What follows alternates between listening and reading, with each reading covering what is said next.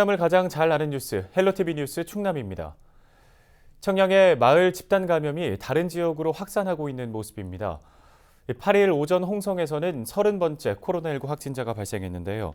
이 확진자는 청양 40번 확진자와 접촉한 것으로 파악됐습니다. 40번 확진자는 청양의 한 마을 회관을 연결고리로 번진 집단 감염 사례에 해당합니다.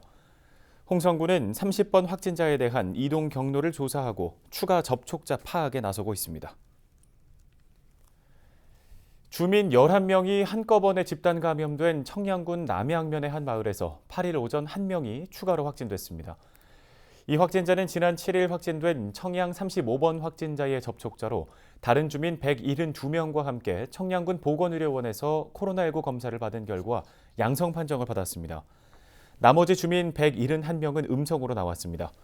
이에 따라 해당 마을에서 나온 확진자는 모두 14명으로 늘었는데요. 방역당국은 확진자의 집을 소독하고 이동 동선을 파악하는 등 역학조사를 진행하고 있습니다.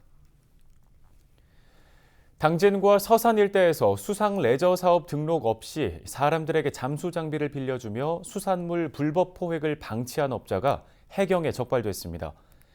평택해경은 수중레저법과 고압가스 안전관리법 위반 등 혐의로 51살 A씨를 검찰에 송치했다고 밝혔습니다. A씨는 2018년부터 최근까지 인터넷 등을 통해 모집한 레저 희망자에게 공기통과 잠수복 등을 대여해주고 잠수 교육을 한 후 당진과 서산 해상에서 불법으로 수산물을 포획하도록 한 혐의를 받고 있습니다. A씨는 단속을 피하려고 선상 낚시를 하는 것처럼 참가자들을 평상복 차림으로 어선에 태운 뒤 이동 중 잠수복으로 갈아입게 하는 등 눈속임한 것으로 드러났습니다.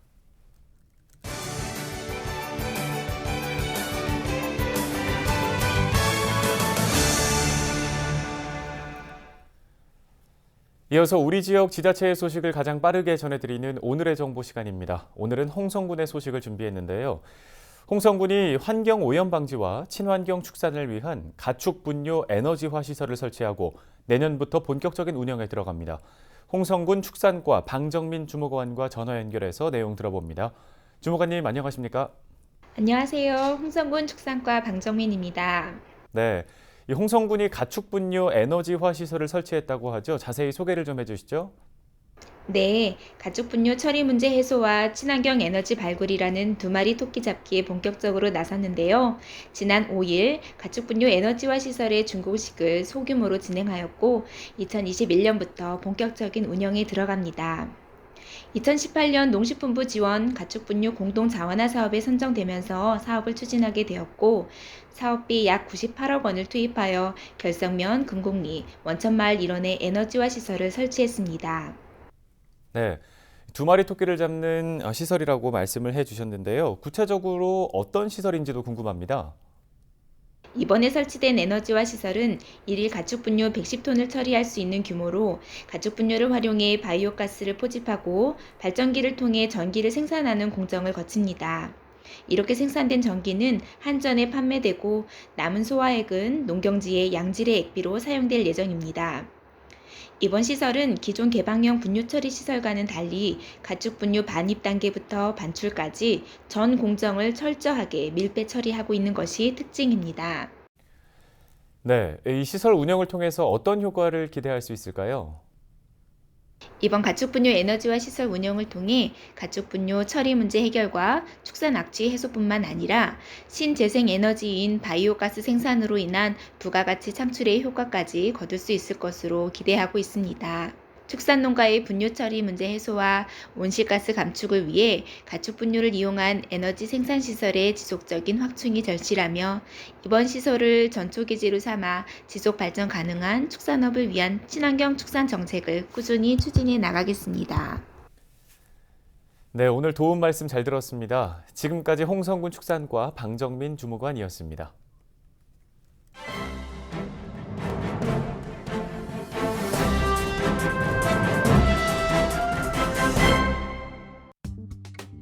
신문 브리핑 굿모닝 충청 기사입니다. 충남도가 전국 최초로 어르신 놀이터 도입을 추진 중인 가운데 시장 군수들 사이에서는 기대와 우려가 교차하는 분위기랍니다. 도는 7일 노인정책 전환을 위한 비대면 토론회를 갖고 유럽을 비롯한 선진국의 사례를 검토한 뒤 도내 적용 가능성을 모색했는데요. 어르신 놀이터는 한국 매니페스토 실천본부가 제안했으며 양승조 지사가 일부 유럽 국가에서 효과가 입증되고 있는 어르신 놀이터 사업에 대해 충남도만의 선도적인 방안을 마련해 추진할 것을 지시하면서 논의가 본격화된 것으로 전해졌습니다. 도내 65세 이상 어르신 인구는 2019년 말 기준 38만 6,600여 명으로 전체 인구의 18%가 넘습니다. 발제를 진행한 고민정 재미있는 재단 이사장에 따르면 건강과 안정적인 경제력, 여유로운 시간을 바탕으로 하고 싶은 일을 스스로 찾아 도전하는 세대인 액티브 시니어가 부각되고 있다고 하는데요. 화상으로 토론회에 참여한 시장 군수들 역시 기존의 경로당만으로는 한계가 있다며 새로운 시설의 필요성에 공감대를 드러냈습니다. 그러나 지속적인 프로그램 개발과 도비 매칭 비율 확대 등 여러 과제와 함께 우려의 목소리도 전했습니다.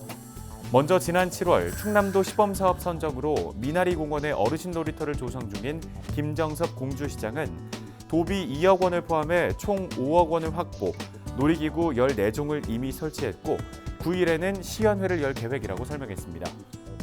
김 시장은 접근성이 좋은 곳으로 어르신 놀이터의 입지를 정하는 것이 가장 중요할 것이라며 놀이기구에 더해 프로그램이 있어야 한다며 어르신 놀이터는 희화화될 가능성이 있으니 더 좋은 명칭이 필요하다고 주문했습니다. 이에 양 지사는 먼저 공주시에 어르신 놀이터 한 곳을 설치하고 내년 공모 사업을 통해 2곳으로 확대할 것이라며 전 시군에 한 곳 이상 어르신 놀이터를 조성할 계획이라고 덧붙였습니다. 신문 브리핑이었습니다.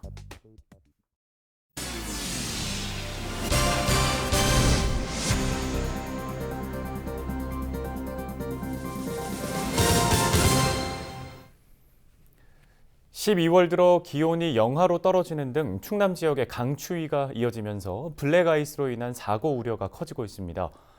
블랙아이스는 기온이 내려갈 경우 도로 위에 녹았던 눈이 다시 얇은 빙판으로 얼어붙는 현상인데요. 블랙아이스의 경우 일반 도로보다 교통사고 위험성과 치사율이 높아 주의가 필요합니다. 특히 교량과 터널 주변, 해가 들지 않는 도로에서 위험성이 높고 고속도로에서는 대형 교통사고 발생 가능성이 있어 주의해야 합니다. 소방당국은 빙판길 교통사고 최소화를 위해 감속 운행과 앞차와의 충분한 거리를 유지할 것을 당부했습니다. 충남도가 전국 최초로 청년 농어업인에게 교육, 문화, 레저 시설을 이용할 수 있는 바우처를 지원합니다. 이번 지원은 저출산과 고령화로 어려움을 겪는 농어업, 농어촌의 지속가능한 발전을 도모하기 위해 추진됐습니다. 대상은 만 20세 이상 40세 미만의 독립경영주입니다. 바우처는 매년 20만 원 상당을 카드나 모바일 등의 형태로 지원하는데요. 도는 별도의 선발 과정 없이 내년부터 바우처를 지급할 계획입니다. 충남도가 제57회 무역의 날을 맞아 최우수 수출 지원 기관에 선정돼 대통령상을 받았습니다. 충남도는 이번 평가에서 수출 증진 노력 등 모든 항목에서 높은 점수를 받아 광역자치단체 중 유일하게 최우수 기관에 선정됐는데요. 도는 올해 지역 중소기업의 수출 경쟁력 강화를 위해 베트남 하노이와 인도 뉴델리에 해외 통상사무소를 개소하고 신흥시장 진출을 지원했습니다. 산업통상자원부와 한국무역협회는 해마다 전국 지자체를 대상으로 수출 증진 우수기관 평가를 실시하고 있습니다. 다음 소식입니다. 홍성군이 내년도 정부 예산으로 1조 512억 원을 확보했습니다.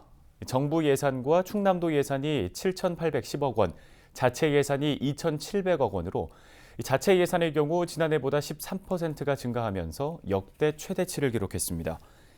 주요 국도비 사업은 남당항 다기능 어항 개발 70억 원, 국리 어촌 뉴딜 105억 원, 속동 전망대 스카이타워 설치 50억 원 등입니다. 홍성군은 중앙부처와 국회 등을 지속적으로 방문하고 지역 현안 사업을 알려 많은 국비를 확보했다고 밝혔습니다. 서해 중부 최서단에 위치한 태안 경렬비열도에 대한 국가관리 절차가 속도를 내고 있습니다. 충남도는 경렬비열도가 최근 국가관리 연안항으로 예비 지정된 이후 타당성 검토 용역비 3억 원도 내년 정부 예산에 반영됐다고 밝혔습니다. 이번 용역비는 당초 예산 부족 등을 이유로 전액 감액됐다 국회 농림축산식품해양수산위원회에서 다시 편성돼 본회의를 최종 통과했습니다. 도는 내년에 타당성 검토 용역이 정상 추진되면 경렬 비열도의 국가관리 연한항 지정에 탄력이 붙을 것으로 기대하고 있습니다. 충남도의회가 코로나19 장기화로 인한 사회적 변화에 대응하기 위해 비대면 회의를 열 수 있는 근거 규정을 마련합니다. 도의회 운영위원회는 충청남도의회 회의규칙 일부 개정안을 심의 의결했습니다. 개정안은 감염병 확산과 천재지변 등 재난 상황 시 의장이 필요하다고 인정하는 경우 원격 출석과 표결, 발언이 가능하도록 관련 조항을 신설한 것이 핵심입니다. 도의회는 오는 16일 본회의에서 개정안이 최종 통과되면 원격 회의와 표결 시스템을 위한 기반 구축에 나설 계획입니다. 당진 춘성면에 2024년까지 의료와 복지, 문화 등 생활 인프라가 확충될 전망입니다. 당진시는 농림축산식품부 기초생활거점 조성 공모사업에 춘성면이 선정돼 사업비 40억 원을 확보했다고 밝혔습니다.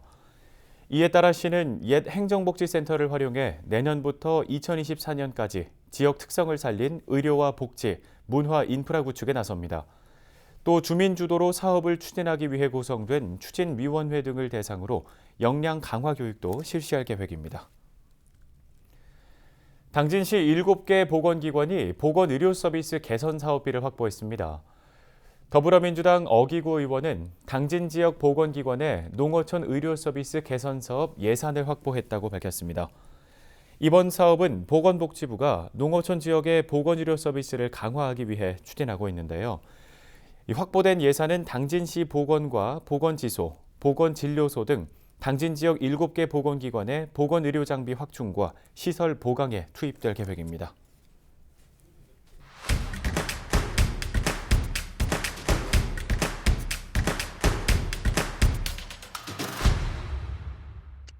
예산 사과 농가에 온도와 습도, 공기를 조절해 농산물을 저장하는 CA 저장 컨테이너가 설치됐습니다. 예산군 농업기술센터가 시범 사업으로 1억 8천만 원을 투입해 2개 농가에 마련했는데요.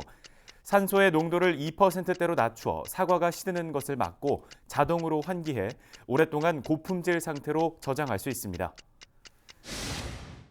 충남소방본부가 소방서와 충청소방학교 등 18개 직장협의회를 설립했습니다. 직장협의회는 소방공무원 근무환경 개선과 업무 능률 향상, 고충 처리 등을 위한 소통창구로 활용됩니다. 손정호 본부장은 직장협의회가 건전한 소통창구가 되도록 적극 지원할 계획이라고 밝혔습니다. 태안에서 어려운 이웃을 위한 주거환경 개선 봉사활동이 실시됐습니다.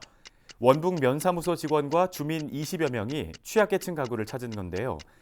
이들은 장기간 방치돼 있던 쓰레기를 치우고 집 내외부를 청소하며 구슬땀을 흘렸습니다. 지금 보고 계신 곳은 서산시청 구내식당입니다. 공무원들이 모두 일정 거리를 유지한 채 줄을 서 있는데요. 사회적 거리두기 2단계 격상에 따라 1m 이상 거리를 두고 있습니다. 식사를 할 때에도 마찬가지입니다. 칸막이를 사이에 두고 한 칸씩 뛰어앉기를 실천하고 있는 모습입니다. 지금까지 25초 뉴스였습니다. 끝으로 우리 지역 날씨 알아보겠습니다.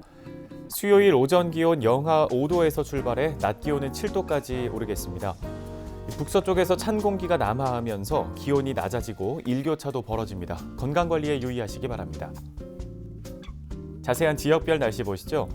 오전 기온 대부분 지역에서 영하권으로 뚝 떨어집니다. 청양 영하 7도, 홍성과 예산은 영하 5도, 태안은 영하 2도가 예상됩니다. 낮 기온은 모든 지역에서 7도까지 오르겠습니다. 다만 바람이 불면서 체감 온도는 다소 낮을 것으로 보입니다. 주간 날씨 보시죠. 목요일부터는 기온이 영상권을 회복하겠습니다. 이후 일요일부터 다시 기온이 떨어지겠고요. 일요일 오후에는 오랜만에 눈 또는 비 소식이 있습니다. 날씨 정보였습니다.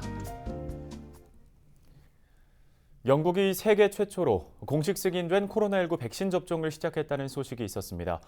백신 접종을 위한 세계 각국의 준비가 본격화되고 있는 가운데 우리 정부는 국민 4,400만 명이 접종할 수 있는 백신을 확보하겠다고 밝혔습니다. 백신이나 치료제가 안정적으로 공급될 때까지 우리 모두의 사회적 거리두기 동참 노력은 지속돼야겠습니다. 시청해주신 여러분 고맙습니다.